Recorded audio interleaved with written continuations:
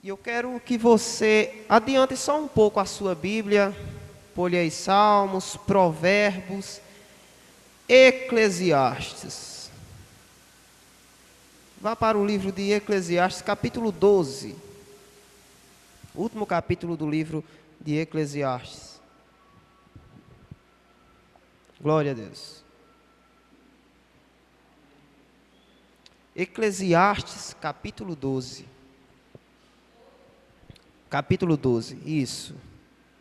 Provérbios, Eclesiastes.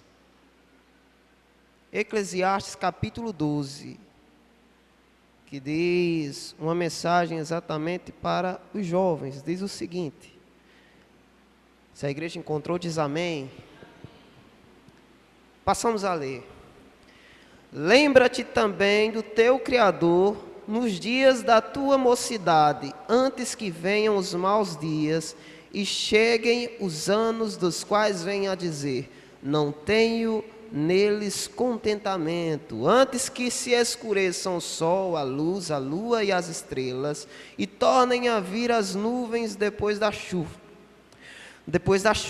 no dia em que tremerem os guardas da casa, e se encurvarem os homens fortes, e cessarem os moedores, por já serem poucos, e se escurecerem os teus olhos quando olham pelas janelas, e as portas da rua se fecharem, por causa do baixo ruído da moedura, e se levantar as vozes das aves, e todas as filhas da música se encurvarem, como também quando temerem o que é alto, e houver medos das ruas, e florescer a amendoeira, e o gafanhoto for um peso, e acabar o apetite, porque o homem se vai à sua casa eterna, e os pranteadores andarão antes que se quebre a cadeia de prata, e se despedace o copo de ouro, e se despedace o cântaro junto à fonte, e se despedace a roda junto ao poço, e o pó volte à terra como era, e o espírito volte a Deus que o deu.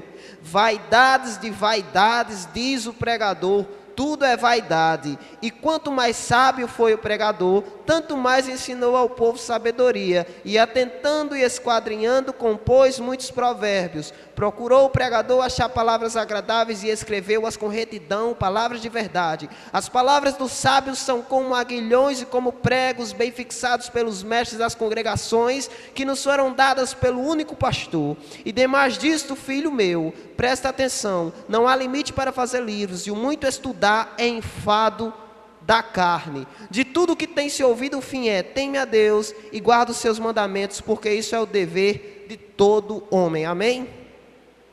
Glória a Deus. Lembra-te do teu Criador nos dias da tua mocidade. Existe hoje um pensamento errado no mundo, de que muitos jovens estão se perdendo, porque eles acreditam que o tempo da mocidade, o tempo da juventude, não é uma época de se servir a Deus. Espiritualmente falando, isso não faz sentido nenhum. Isso só faz sentido quando levado para a carne. Realmente, quando você já passou alguns anos, quando você alcança a vida adulta, você não pode gozar da vida da mesma forma que você pode gozar enquanto ainda é jovem. Mas o que entendemos quando lemos essa passagem é que a Bíblia está nos dizendo que quando se trata do Evangelho, está falando exatamente do oposto. A Bíblia está dizendo: olha, aproveita enquanto você é viril, aproveita enquanto você tem capacidade, aproveita enquanto você é novo para buscar o Senhor. Porque primeiro, todo dia, todo homem, não importa a sua idade, de Gênesis a Apocalipse, se você procurar, você vai encontrar todo tipo de gente que foi usada por Deus, desde crianças a velhos, desde homens a mulheres, em determinados momentos da vida, em determinadas circunstâncias, e principalmente jovens, e eu vou já citar alguns exemplos para você. Mas a palavra de Deus está dizendo o seguinte aqui: lembra do Senhor nos dias da tua mocidade. E eu falo para a mocidade. Alguns dizem: ser jovem, ser um crente jovem é difícil. E eu falo para você: não é. Depende do seu caráter. Ser crente é difícil, mas não da forma que falam. porque ser um cristão jovem, ser um jovem, ser da igreja é difícil. Eu digo para você, não é. Se você quer buscar na Bíblia mulheres que serviram a Deus e Deus usou, tem. Ontem no culto você viu alguns exemplos. Se você quer homens que Deus usou, tem. Jovens tem, até crianças, meninas, Deus usou, vou já citar para você. Então não existe nenhum tipo de argumento, não existe nada que venha comprovar que eu sou novo demais para servir a Deus. Eu vou deixar para amanhã, eu vou deixar para os mais velhos, eu vou deixar para essas pessoas velhas. Afinal, essas pessoas, muitos adultos que tem hoje, que já construíram sua família, muitos homens, muitas mulheres, que hoje já têm suas famílias construídas e estão na igreja. Um dia, alguns anos atrás, eles foram jovens como eu e estiveram lá no mundo, então eu vou fazer como eles. Só que não é bem assim. Converse com essas pessoas. Pergunte para elas o que elas fariam se tivesse o privilégio de voltar no tempo e viver a sua juventude de novo. Pergunte como elas viveriam. Pergunte se elas cometeriam os mesmos erros de novo. Elas não cometeriam. Aqueles que na sua mocidade e no passado não serviram a Deus, mas na sua vida adulta hoje servem, eles sabem o quanto eles se arrependem muito. Converse com um adulto que hoje serve a Deus, que na sua juventude não servia, e pergunte para ele como ele se sente. Ele vai dizer para você, eu me arrependo de ter gastado a minha mocidade. Eu me arrependo de não ter levado em conta essas palavras que estão aqui no livro de Eclesiastes. Busca ao Senhor enquanto está na sua mocidade. Busque a Ele enquanto se pode achar. Mas algumas pessoas decidem não. Até muitos que estão dentro da igreja ou fingem estar. Essa palavra fingem estar é muito forte, mas é verdade. Eu não entendo uma pessoa que se dizia crente e hoje está chamado desviado. Uma das maiores heresias que criaram dentro do protestantismo foi a ideia de desviado. David, isso é forte demais para falar, mas tem que ser forte mesmo. Pare de vir para a igreja procurar ouvir aquilo que você quer e não aquilo que você precisa. É forte mesmo. Você acha que Deus é brinquedo? Você acha que você pode sair e voltar da igreja a hora que você quer? Você acha que você pode dizer, não, chegou fevereiro, eu vou usufruir um pouco do carnaval. Hoje vai haver uma festa na cidade, eu não posso ir porque eu sou crente, se eu for o pastor vai me disciplinar. Então essa semana eu vou sair da igreja, vou curtir isso dali, quando acabar eu volto. Cuidado com isso que você está fazendo. Eu vou aproveitar a minha juventude. Não tem essa, no reino de Deus não tem essa de idade, todo mundo tem uma obrigação aqui dentro. Mas eu sou jovem demais. É o que acabamos de ler. Você tem que procurar enquanto você pode. Essa é a desculpa.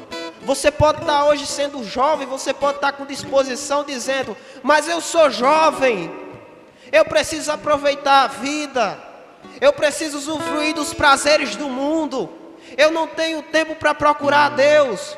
Um dia essa é a vida. Hoje você pode estar você pode hoje estar tendo pouco tempo e podendo fazer, mas não faz. Mas um dia vai chegar um tempo e não vai poder fazer. Porque o momento que Deus está te chamando é hoje. Mas eu sou jovem. Deixa eu te falar uma coisa. Nessa geração, uma coisa extremamente importante na igreja, todos nós temos importância, mas uma coisa importante é jovem. Por que o jovem é importante? Porque, veja bem, temos adultos cristãos, temos adultos que são crentes e temos jovens cristãos, temos jovens que são crentes. Os adultos estão aqui para chegar para eles e dizerem, ei, eu já vivi isso aí que você está vivendo, mas o final não é bom. Eu já usufruí dos prazeres que você está vivendo, mas o final não foi bom. Venha para a casa do Pai. Esse é o dever daqueles que já passaram dessa fase e que hoje têm maturidade para isso. Mas e nós que somos dessa geração? Temos um dever talvez ainda mais importante. É dizer, olha, eu sou jovem igual você, mas eu prefiro servir a Deus. Eu sempre falo que o jovem cristão, ele não está no mundo para ser influenciado, ele está no mundo para influenciar. Nós não estamos aqui para sermos influenciados, nós estamos aqui para influenciar. Quando você está na sua faculdade, no seu trabalho, na sua escola, na sua casa, na rua, conversando com pessoas que não são crentes, com seus colegas de trabalho, com seus colegas de faculdade, com seus colegas de escola, com seus amigos na praça, quando você se junta nessa roda, deixa eu fazer uma pergunta para você. Você é o tipo de pessoa que é influenciada ou você é o tipo de pessoa que influencia? A Bíblia diz, não se assente na roda dos escarnecedores, e isso é verdade. Mas lembre-se que nós somos luz. Nós devemos saber do seguinte, quando nós vamos para o mundo, é o mundo que nos tira da igreja ou somos nós que trazemos a igreja para o mundo? Ou somos nós que trazemos o mundo para a igreja, ou somos nós que trazemos aqueles que estão lá fora para cá? Pense nisso, você é influência ou você é influenciado? Glória a Deus. Lembra-te também do teu Criador nos dias da tua mocidade, antes que venham os maus dias e cheguem os anos do qual venha a dizer, não tenho neles contentamentos. Glória a Deus. Versículo 7, e o pó volte à terra como era, e o Espírito volte a Deus que o deu. Vaidade e vaidades, diz o pregador, tudo é vaidade. Cuidado com a vaidade desse mundo. Cuidado para onde você olha, cuidado onde você pisa, cuidado com quem você fala, cuidado com o que você fala, cuidado com o que você faz. Você pode ser jovem, mas você não é um jovem cristão. Você é um cristão jovem. Antes de ser jovem, você tem uma missão. Na Bíblia está recheada de pessoas que começaram o seu ministério sendo ainda jovens. Glória a Deus. Então lembre-se disso. Você tem que buscar o Pai enquanto ainda é jovem mesmo, porque tem uma missão esperando por você. No versículo 13 diz o seguinte: muito estudar. Glória a Deus. No versículo 13 diz, de tudo que tem ouvido o fim é, teme a Deus e guarda os seus mandamentos, porque isto é o dever de todo homem. Enfatizei aqui o de todo homem. Todo homem significa só os homens, todo ser humano na face da terra. Guardar, prezar pelas palavras do Pai é o dever de todo ser humano na terra. E principalmente você que é jovem. Glória a Deus. Então busquemos ao Pai nos dias da nossa mocidade. Não vamos deixar, glória a Deus, não vamos deixar que o mundo venha nos encantar com as suas mentiras. Aleluia. Eu quero que você abra agora ele de Mateus, se possível, abra a sua Bíblia no Evangelho de Mateus, para continuarmos dentro desse assunto, capítulo 19. Mateus capítulo 19. Aleluia. Mateus capítulo 19. Aleluia.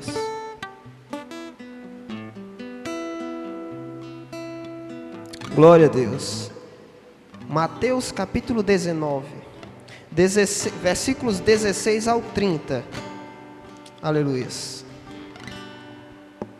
Mateus 19, versículos 16 ao 30 vai dizer o seguinte: e eis que aproximando-se dele um jovem, disse-lhe, bom mestre, que farei para conseguir a vida eterna?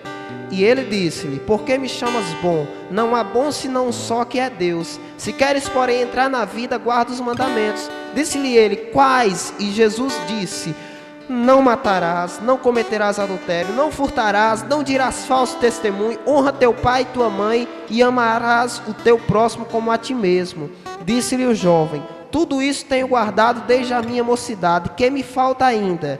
Disse-lhe Jesus, se queres ser perfeito, vai, vende tudo o que tens e dá aos pobres, e terás um tesouro no céu. Então vem e segue-me. E o jovem, ouvindo esta palavra, retirou-se triste, porque possuía muitas propriedades. Disse então Jesus aos seus discípulos, em verdade vos digo, que é difícil entrar um rico no reino dos céus. Glória a Deus. Essa passagem se remete a riquezas, se remete muito a riquezas, e você sabe. Essa palavra é muito conhecida da igreja. Está falando de um homem, de um jovem, de um rapaz, o qual foi convocado, foi convidado para servir a Jesus.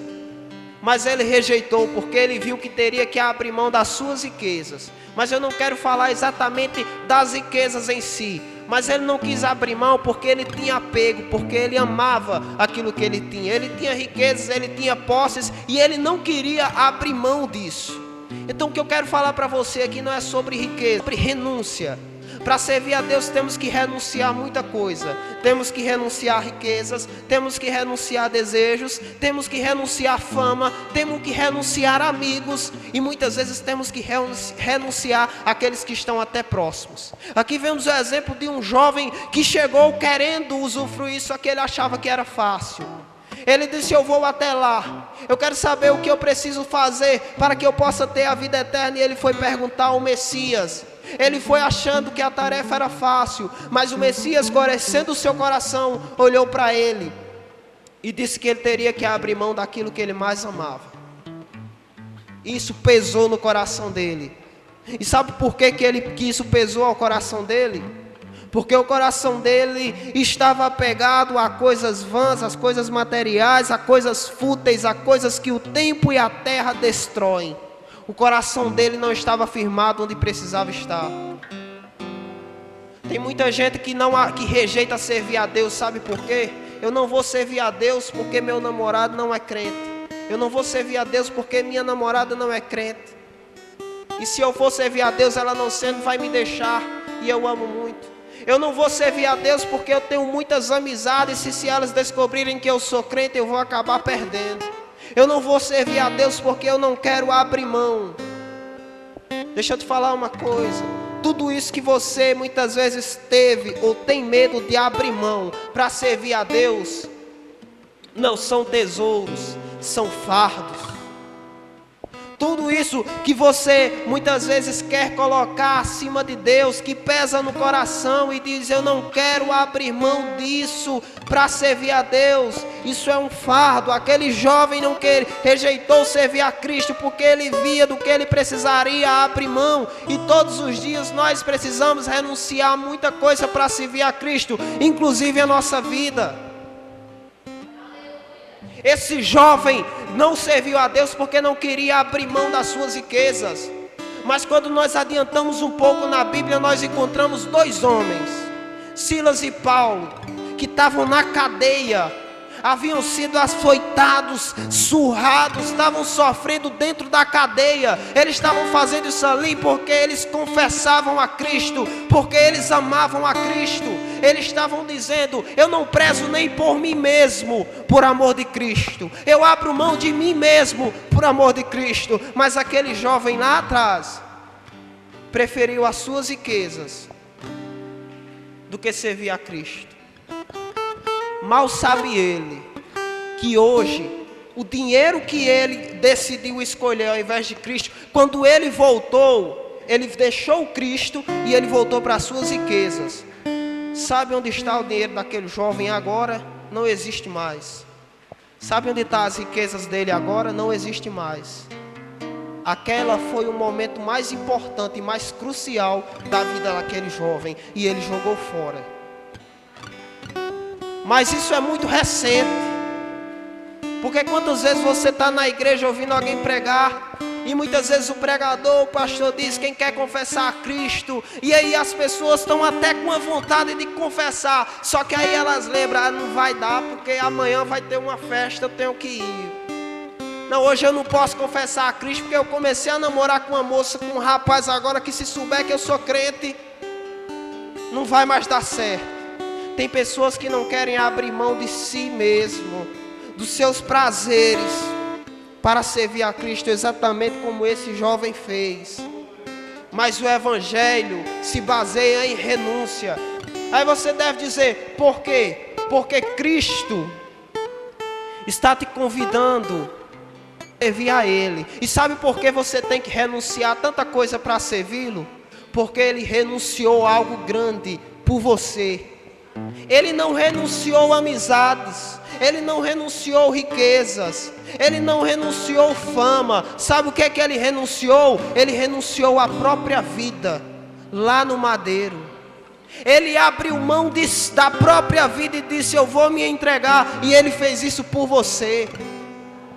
Para hoje qualquer pessoa tirar você da igreja. Para hoje qualquer desejozinho tirar você da igreja. Para hoje qualquer sonho mesquinho que não é de Deus, mas é da carne, tirar você da igreja. Aquele jovem perdeu uma oportunidade grande. Ele voltou para suas riquezas. Mal sabia ele que a riqueza que Cristo ofereceu para ele naquele momento, o tempo não corrói, o tempo não destrói, os homens não tomam, e é dele, só bastava ele querer, porque a riqueza que nós temos ninguém tira, a riqueza que nós temos foi dada com o preço de sangue, basta confessarmos. E que riqueza é essa? Uma cidade de ouro e de ruas de ouro e de cristal, um rio de água viva, um rio de água cristalina. Não existe mais dor, não existe mais morte, não existe mais doença, nem o sol é necessário, porque aquele a quem esse rapaz recusou é quem ilumina a cidade. A sua luz é imensa. David tem muitos exemplos na vida, na Bíblia tem mais exemplos a respeito disso. Só tem esse. Cite mais, você falou que tinha muitos exemplos na Bíblia de jovens, cite alguns, eu vou citar. Gênesis 41, 12. E estava ali um jovem hebreu, servo do capitão da guarda, e contamos-lhes os nossos sonhos, e ele nos interpretou a cada um conforme o seu sonho. Esse rapaz está falando aqui de José, que após isso aqui foi se apresentar para o rei e interpretar os sonhos dele. Quem foi José? José era filho de Jacó, um dos 12. Era o mais novo depois de Benjamim. Os seus irmãos, por inveja, o venderam como escravo para o Egito. Mas lá no Egito ele foi vendido para um homem chamado Potifar. E a Bíblia relata que Deus usou José na casa de Potifar, e Potifar começou a prosperar. Mas certa vez a mulher de Potifar colocou os olhos em José e o desejou. Mas ele a recusou e ela então o fez ser preso. José então foi para a prisão. Só que lá dentro da prisão mais 2 homens estavam presos com ele. Quem foi? O copeiro do rei. Glória a Deus. E o seu companheiro, aleluias, e o padeiro, glória a Deus. O padeiro acabou sendo morto,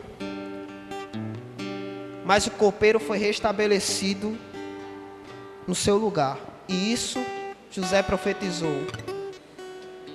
José disse como aconteceria. E esse então, anos depois, o faraó se encontrava aflito porque ele teve um sonho. Ele teve um sonho com 7 vacas gordas e 7 magras e 7 espigas murchas e 7 espigas bonitas. E ninguém no reino do Egito conseguiu decifrar aquele sonho. Mas aquele copeiro, entregando o copo a Potifar, anos depois, ele se lembrou. Ele disse: rei, tu se lembra quando você me enviou com o padeiro para a prisão? Certa vez eu e ele acordamos numa manhã aflitos porque tivemos cada um sonho e não sabíamos o que significava. Mas dentro da prisão tinha um jovem hebreu que interpretou esses sonhos. E Faraó, sem pensar 2 vezes, sem querer saber quem é, disse: manda buscar. E José vem até ele. José interpreta os sonhos de Faraó e diz para Faraó o que significava. Os 2 sonhos significavam 7 anos que viriam. E ali Faraó se desespera e diz: meu Deus, como vamos superar toda essa seca? Mas José, usado por Deus, chega para ele e mostra a solução. E José ali, ele é colocado por Faraó como governador do Egito. Acima de José só tinha Faraó. A história de José ela é muito conhecida, só que ela é um pouco mal compreendida por alguns e mal explanada por outros. Algumas pessoas usam a história de José e fazem alusões erradas, dizendo: o que aconteceu com José vai acontecer com você. Olha aí, José foi vendido pelos irmãos. Aí colocam um porém, colocam um mas. Moisés foi vendido pelos irmãos, mas Deus o fez governador. Só que estudando a história de Moisés, eu descubro uma coisa, que o plano na vida de Moisés, de José, começou quando ele nasceu, começou quando ele foi vendido. Mas o plano que Deus tinha na vida de José, não era só sobre José, mas a verdade era sobre todo o povo de Israel. Era um plano maior. E Deus usou aquele jovem, glória a Deus, em um plano muito maior. Aleluias. E José foi feito governador. Só que quando você entende a história de José, você entende que não foi sobre José. A história de José foi sobre Abraão. Foi sobre uma aliança que Deus fez lá atrás com Abraão. E Deus usa José para aquela missão, um hebreu dentro do Egito. Mais anos depois, o Egito se esquece de José, de como o Egito prosperou através de José, graças a Deus. Depois o Egito se esquece daquilo e aprisiona o povo. Deus precisa levantar outro homem por nome de Moisés para ser libertador. Glória a Deus. Mas o que eu quero dizer para você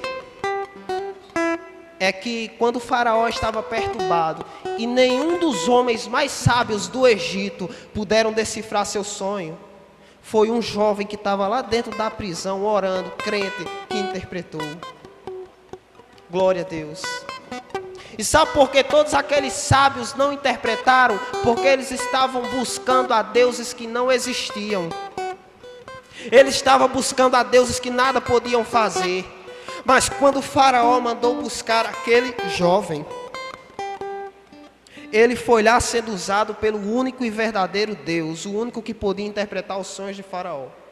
Glória a Deus. Um jovem usado por Deus numa terra estranha, numa grande missão que envolvia todo o povo de Deus, numa missão que começou com Abraão.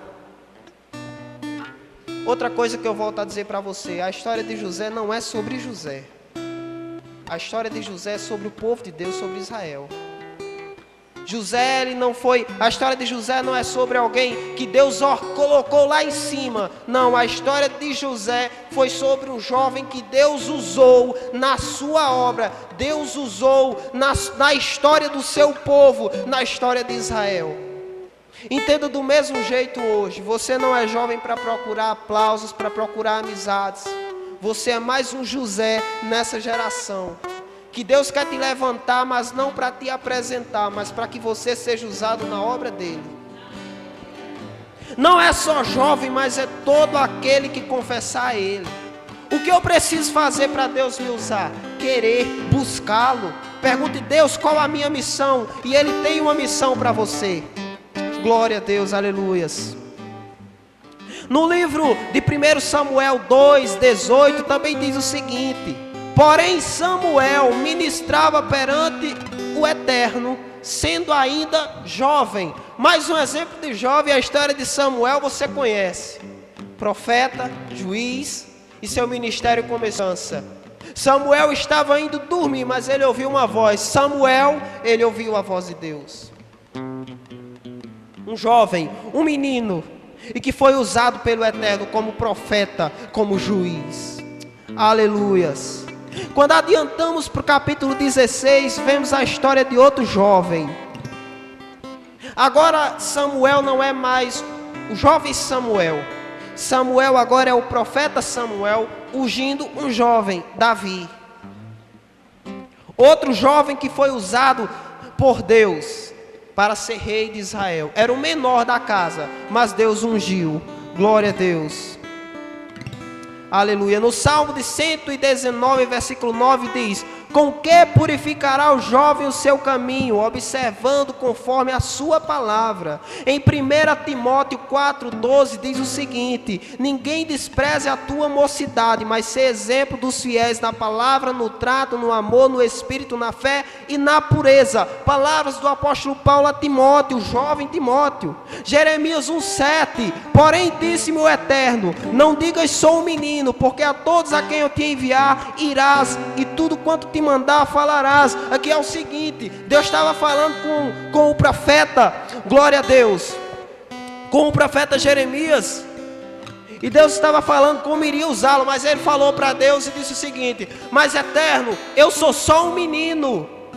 Só que o Eterno respondeu para ele: não digas sou um menino, porque onde eu te mandar, tu irás. O que o Eterno está querendo dizer? Eu sei que você é um menino, eu sei que você é fraco.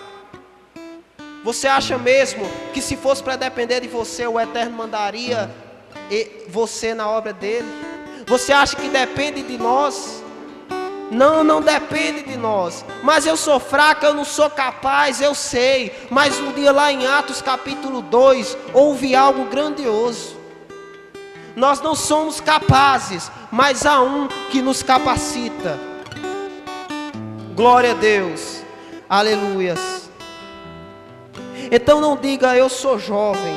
Diga eu sou um servo do Altíssimo. Não importa a sua idade, não importa quem você é.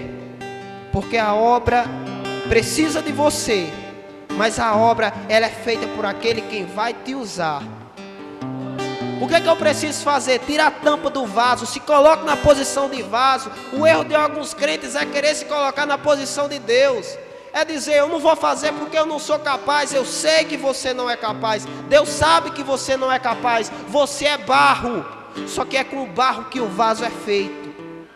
E o vaso ele é cheio, e quem enche o vaso é quem faz a obra. Em Apocalipse 3:20 diz: eis que estou à porta e bato. Se alguém ouvir a minha voz e abrir a porta, entrarei em sua casa, com ele cearei e ele comigo. O que está falando aqui em Apocalipse, terminando o livro de Apocalipse, terminando também essa mensagem, que todos os dias Deus está batendo na porta do seu coração, pedindo a permissão para entrar, porque Ele é educado. O inimigo não pede permissão, ele entra bagunçando, quebrando a porta e desgraçando a sua vida, mas Deus ele bate na porta para entrar, e se você abrir a porta e permitir que Ele faça morada na sua vida, Ele vai entrar na sua vida, e vai acontecer o que aconteceu com aquele homem que subiu na figueira para ver Cristo.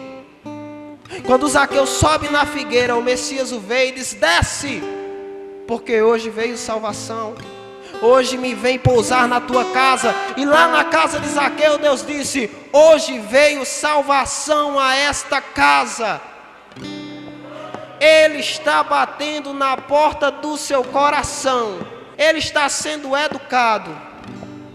Você apenas precisa abrir a porta e pedir para que ele entre. E não só que entre, mas que faça morada e que te use como instrumento, como vaso na obra de Deus. Lembre-se que cada um de nós somos vasos. Ele é o olheiro. Então hoje guarde isso para você. Quando as tentações vierem, quando o mundo vier a te chamar, repreenda-o e diga: eu não vou trocar a eternidade por uma juventude. A mocidade é o momento da vida que mais passa rápido. É não abrir e piscar de olhos. Um dia desse eu tinha 15 anos de idade. Isso já tem quase 10 anos. Voou. Eu vou fazer 24 anos. Voou. A mocidade passa. E um dia chega uma hora que você não tem mais amigos, que você não tem mais capacidade de se divertir. E aí você lembra dessa palavra aqui, que você devia ter usado a sua mocidade para servir ao Pai. Então busque enquanto se pode achar, porque um dia a porta vai se fechar. E aqueles velhos, homens, mulheres, crianças, jovens que não confessaram a Cristo, não vai ter desculpa. Todos eles, se não tiverem o nome escrito no livro da vida, não subirá naquele dia. Então, jovem, hoje você tem a oportunidade. Se você ainda não está nos caminhos do Pai, venha. E se você está, jamais saia. Porque ambos cometem um erro grave e correm um perigo extremamente sério. Então busque ao Pai enquanto se pode achar. Eu agradeço a minha oportunidade no nome de Jesus. Louvado seja o nome do Senhor. Deus abençoe a vida do nosso irmão David. Eu vou louvar o nome do Senhor com cântico e depois a gente está encerrando.